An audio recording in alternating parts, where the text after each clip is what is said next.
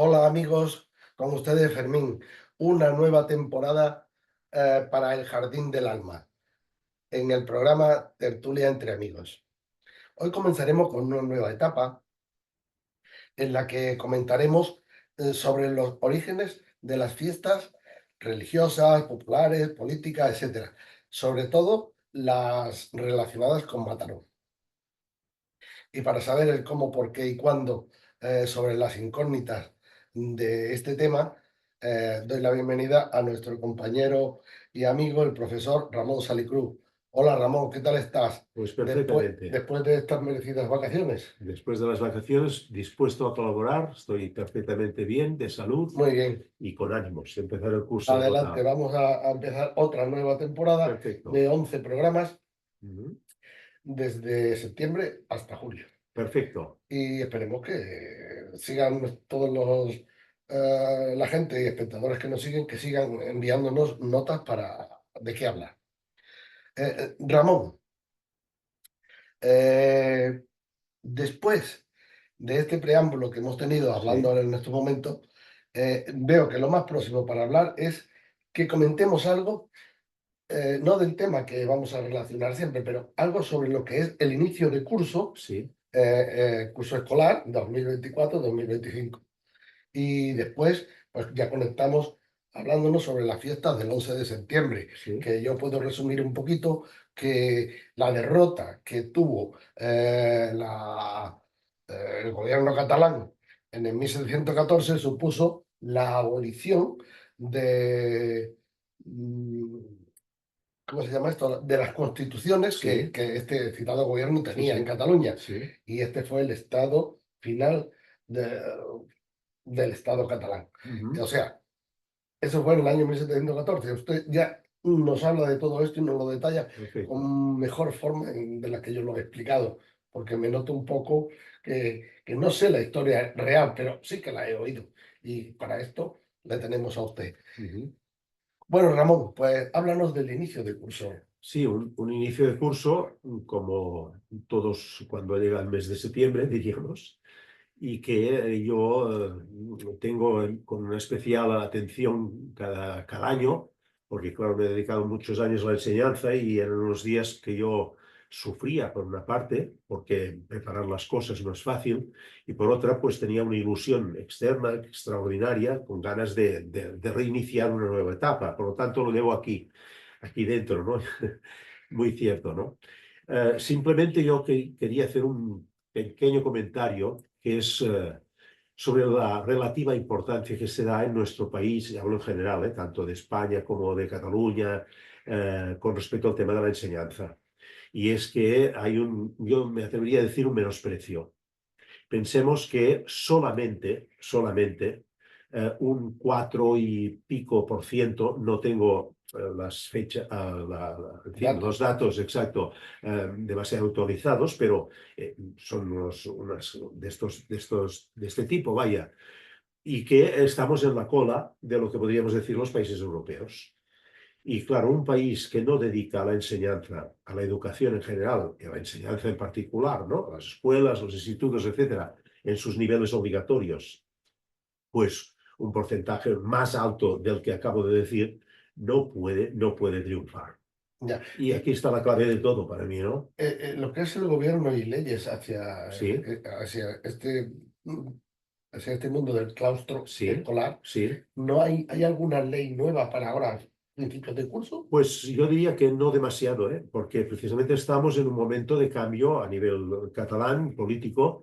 En todo caso hay perspectivas, pero no hay ningún cambio espectacular de cara a la próxima semana, que es cuando empiezan las clases como tal, ¿no? Sí. Vivimos un poco del pasado y por esto yo decía que lo importante es mirar hacia el futuro y tener en cuenta, por ejemplo, que cuando hablamos de integración escolar, cuando buscamos que hay una igualdad entre todo tipos de escuela y de enseñanza, igualdad, quiero decir equidad.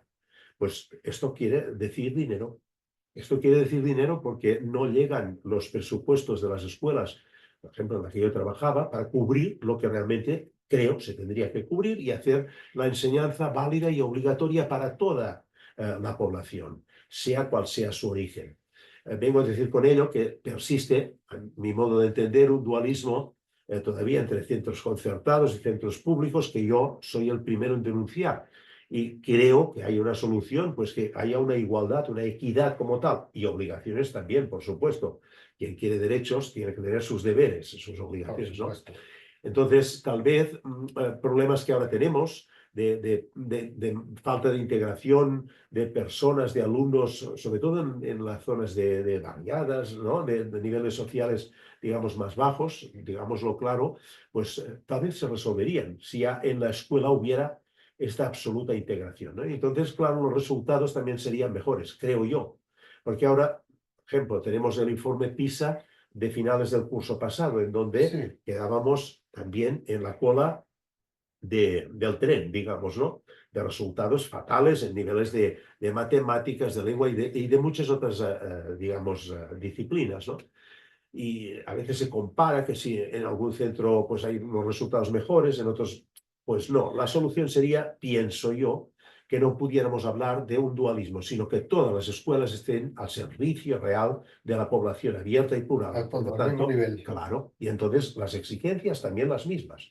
O sea, lo que no puede ser es que con fondos públicos, pienso yo, pues se permita, pues que, qué sé yo, que una escuela haga su camino por su cuenta y dice a estos sí, a estos no, este me gusta y esto lo dejo en la calle. Por ejemplo, una escuela privada Sí, eh, también tiene fondos públicos. sí, O claro. sea, entonces ya tenemos en que yo hago lo que yo quiero y Ujú, con los fondos de los demás. claro. Y Entonces esto, las escuelas nacionales eh, tienen los mismos fondos y tienen que sí, adaptarse a lo que dice la ley sí, sí, estatal. sí, sí. Con Claro, una diferencia importante, que los centros llamados ahora concertados, le veo el kit de sí, la... no cubren la totalidad del presupuesto.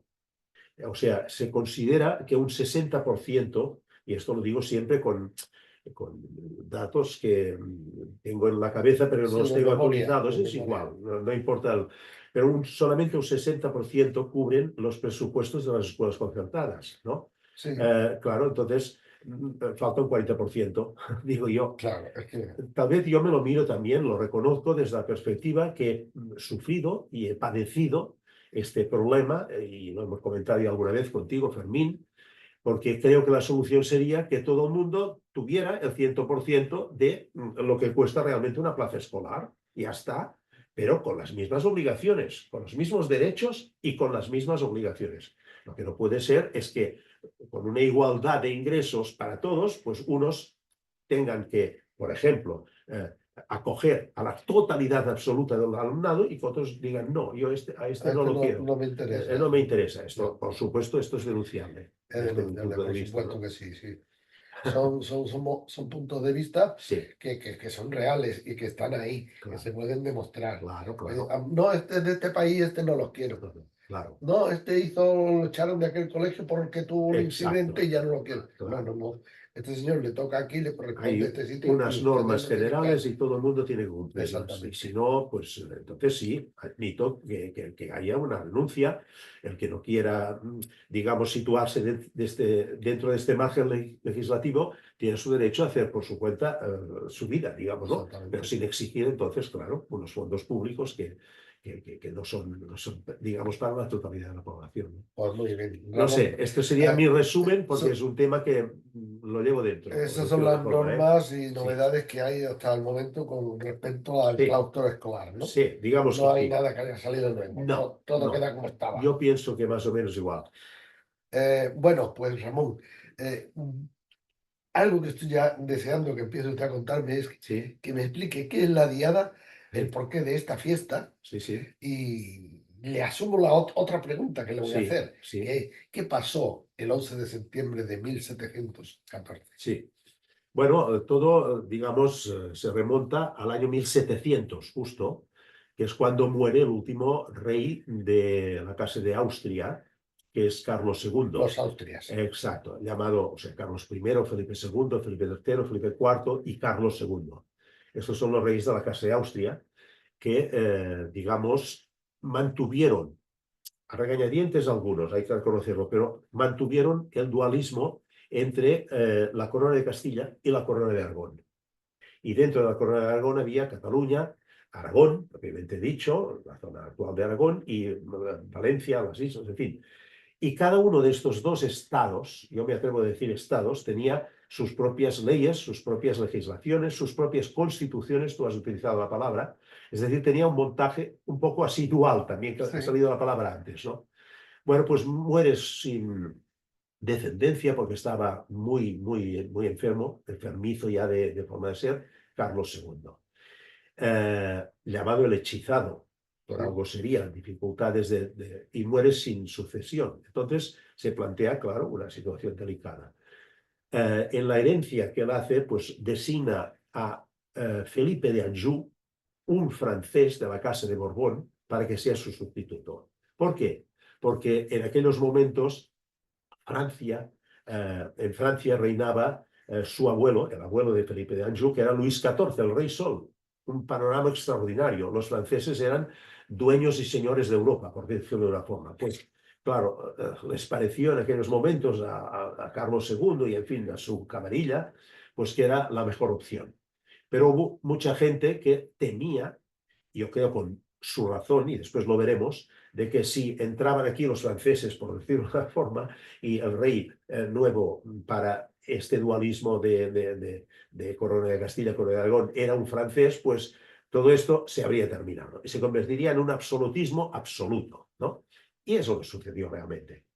La Corona de Aragón más bien defendía el otro candidato, el archiduque Carlos de Austria.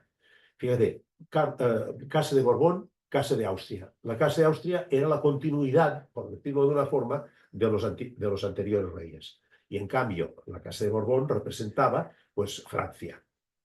¿Eh? Hubo este dualismo, que no está tan claro, y lo digo con contundencia, de que la Corona de Castilla defendiera a Felipe de Anjou y que la Corona de Aragón defendiera al archiduque Carlos. Por ejemplo, en Mataró, ya que estamos en Mataró, había bastante división. Exacto. Y esto yo lo digo porque a veces planteamos la historia también como buenos y malos, ¿no? Blancos y negros. Y a veces hay muchas tonalidades grises entre medio, y es el caso de Mataró. Mataró primero estuvo de un lado, después estuvo de otro, después estuvo de otro.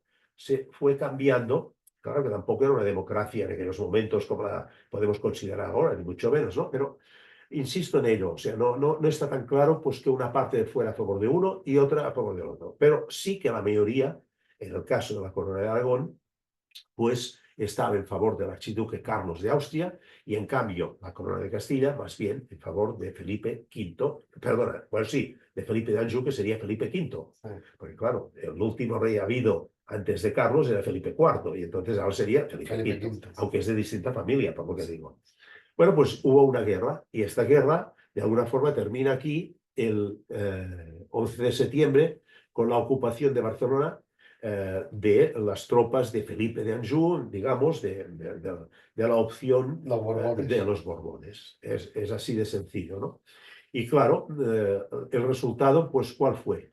Que en el año 1716, nosotros hablamos del 11 de septiembre, pues porque es el momento, digamos, en que digamos, termina la guerra con la ocupación de Barcelona. No es exacto lo que digo, pero para entendernos, ¿no? Pero hasta 2 años después no se empezó aquello, la fiesta esta. Porque, de hecho, en el año 1716, es cuando hubo el decreto de nueva planta, que nosotros denominamos, que es partimos de cero. ¿Y qué quiere decir partir de cero? Que se borra esta pequeña frontera que había que diferenciaba los dos estados, Castilla y Corona de Aragón. Se borra.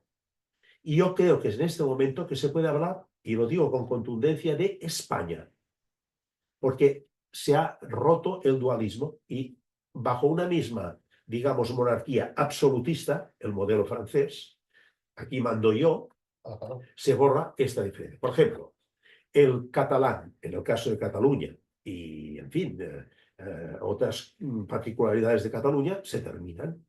Yo recuerdo perfectamente haber leído que en principio Felipe V y los que ganaron la guerra, pues no prohibieron, ya que estábamos hablando hace un momento del mundo de las escuelas, no prohibieron el catalán, pero aconsejaron que se eliminara. El aconsejar es una forma de decir, vamos a intentar que se elimine, pero sin, digamos, apretar demasiado el gatillo para que no hubieran, digamos, protestas y represalias, ¿no? No todo es malo. yo ya digo que incluso reconozco que en Mataró hubo división de opiniones. Por ejemplo, otra cosa que se instaura en el año de la nueva planta, que es 1716, después ya regresaremos un poco al 14, es, por ejemplo, la imposición de un inventario de rentas, de propiedades, de lo que llamamos el catastro. Sí. Un sistema impositivo, digamos, de impuestos, etcétera, que, por supuesto, y lo digo con toda franqueza, era mucho más real, mucho, digamos, más equitativo, si se puede decir así, porque gravaba multitud de aspectos, no solamente el de la tierra, el de la propiedad de la tierra, sino que cada actividad, y esto es más actualizado, porque claro, no es lo mejor, no es lo mismo tener, digo yo, aplicado en las circunstancias actuales, tener una pequeña tienda en una esquina que tener un gran restaurante, ¿comprendes? Y Sí. por lo tanto hay que pagar impuestos distintos, así de claro y sencillo, ¿no? Y quien dice estos dos detalles que he dicho, que se borró la frontera, que el catalán se convirtió en una lengua residual y aconsejable de que fuera desapareciendo, pues en realidad los gobernantes que puso Felipe V aquí eran designados, como quien dice, a dedo. Claro. ¿eh? No es que antes con los Austrias hubiera un modelo extraordinario de democracia, ni mucho menos. Pero hacían un poco la vista gorda con Exacto. Cataluña. Y sí, bueno, y además, por ejemplo, cargos de responsabilidad eran personas de aquí. De aquí, exactamente. Por ejemplo, en el caso de Mataró, que conozco un poco, los que mandaban en lo que entonces era el Consejo de la Universidad, es decir, en un ayuntamiento, para entendernos, eran gente de aquí, con nombres y apellidos catalanes, etcétera. Y cuando Felipe V gana la guerra y, en fin, todo esto, el primer gobernante que hay en Mataró es un coronel que viene de Galicia, con todos mis respetos para los gallegos, que se llama Oroncio Meterola de Agrade. Y uno se pregunta, bueno, ¿y este señor de dónde salía? Se demuestra claramente pues, que no era un representante mínimamente, digamos, de la población de aquí. Es una persona que a lo mejor cuando le dijeron tú tienes que ir a mandar en Mataró, tuvo que coger un mapa para saber dónde estaba Mataró. Exagero, pero me parece que se entiende lo que quiero decir, ¿no? Sí, sí, sí. En definitiva, si hoy tenemos un montaje de Estado que conocemos como España, es porque de alguna forma parte de estos momentos. Que unas mismas leyes, una misma constitución, y ahora ya no hablo en plural, porque claro, si ya se eliminan las constituciones propias de cada territorio y solamente hay una constitución, pues ya puedo hablar en singular, digamos, ¿no? Que aglutina, que recoge, digamos, todas las realidades de la España que yo considero plural, con todos mis respetos también, pero con unas solas leyes. Y esto es el carácter, ¿no? Y si te parece, para no alargarme demasiado, recordar pues, que el día 11 de septiembre, ya lo he dicho, es el momento que se considera pues, que con los vencedores ocupan Barcelona y por lo tanto quien dice Barcelona es la capital de Cataluña y ya se da por la guerra por terminada. No es exacto lo que estoy diciendo, pero para entendernos, ¿no? Y aquí el dilema, y con esto si te parece voy terminando, de si una derrota, porque el 11 de septiembre fue una derrota para Cataluña, porque perdió todo esto que he dicho, reconocido después estas pérdidas con el llamado decreto de nueva planta, ¿no? Pues sí es el día más apropiado para hacer una fiesta, porque parece que celebremos una derrota, ¿verdad? Sí, Según sí. como nos lo miremos, es así, ¿no? Y en el fondo se entiende el argumento, ¿no? Por esto hay personas que consideran que el día más apropiado, por ejemplo, para celebrar la fiesta de Cataluña, podría ser, digo yo, el día de San Jorge, el Día de la Rosa, del Libro, que es una fiesta muy popular también, muy participada, el 23 de abril, que es el Día de San Jorge, patrón de Cataluña, desde otro punto de vista, y que podría ser la fecha más adecuada. También se han planteado otras opciones, etcétera, ¿no? Pero hay quien dice, hombre, esto de celebrar una derrota, pero bueno, viene por tradición. Desde tiempos inmemoriales, pues como quien dice, se celebra esta fiesta quizás de la misma forma que a veces pues, recordamos en un día, que se dio la muerte de un amigo, y aquel día es no una fiesta, pero sí una conmemoración especial, porque es un día señalado, digamos, dentro del calendario, ¿no? Sí, sí. Y esto es un poco el resumen. Yo me parece importante que reconozcamos este último elemento, que es un día de derrota clara y concreta, no solamente del territorio de Cataluña, lo que es ahora, digamos, Cataluña, sino también de Aragón, la zona de Aragón, del actual Aragón y de Valencia, de las islas que de alguna forma, pues tenían cada uno de sus territorios, antes con los Austria, sus montajes. Por ejemplo, cada uno de estos territorios tenía cortes. Y claro, las cortes, de alguna forma, con el rey, en aquellos momentos dictaminaban las leyes. Y claro, si eran cortes distintas, es lógico que cada territorio velara por sus propios intereses, no por los intereses de un conjunto. Es una forma de reconocer esta pluralidad que yo decía, actual de España y del territorio primitivo de la Corona de Aragón. Claro, no es lo mismo Aragón que Cataluña ni que Valencia. Yo pienso que cada territorio es lógico que tenga sus instituciones propias, como las tiene ahora. Nosotros aquí en Cataluña tenemos ahora la Generalitat, y en Aragón también hay el gobierno autónomo como tal, y Valencia y las islas, y por lo tanto yo considero que esto es importante que permanezca y que tenga, es mi opinión, lo hemos comentado ya en más de una ocasión, cada día más atribuciones, que no significa forzosamente llegar a la independencia de estos territorios. Este es el dilema actual, como tú sabes perfectamente, que hay partidos políticos que el objetivo es el de la independencia de cada uno de estos territorios, en particular de Cataluña, Sí. y otros consideran que no, que se puede llegar a un equilibrio, pues sin romper lo que podríamos decir la unidad de España, pero con reconocimiento de esta realidad plural y de que cada uno de estos territorios tenga sus propias leyes, sus propias instituciones, que esto no significa romper con los vecinos. Su autonomía. Exacto. No sé si me he alargado demasiado, No, nos queda tiempo.